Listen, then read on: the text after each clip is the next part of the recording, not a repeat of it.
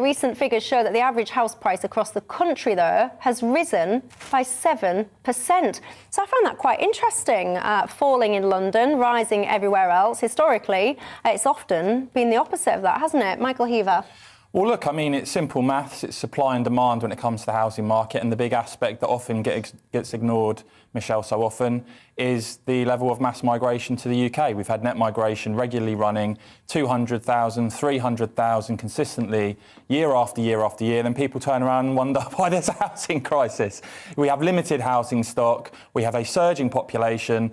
David Cameron, of course, when he was Prime Minister, pledged tens of thousands net migration, couldn't deliver it inside the European Union. If Boris Johnson and his government want to get back on track, I would suggest this be a very popular policy post-Brexit to commit to net migration. Of course, we saw millions vote for Brexit because they had enough of uncontrolled mass migration. And this isn't also just about, because we hear on the other side, well, let's just have masses of houses built absolutely everywhere to deal with this.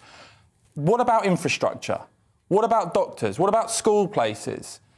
People have seen, and I had a recent experience with this in terms of the dentist NHS appointment, well, they simply said to me, there are too many people living in this area. And particularly when you look at London, you know, when it comes to migrant workers that come into the UK, it's obviously not spread equally. A lot of it focuses on the big cities. A lot of it focuses on London. And until we end net migration in the hundreds of thousands, year after year after year, and the population surge that we have seen, we're going to continue to have a housing crisis.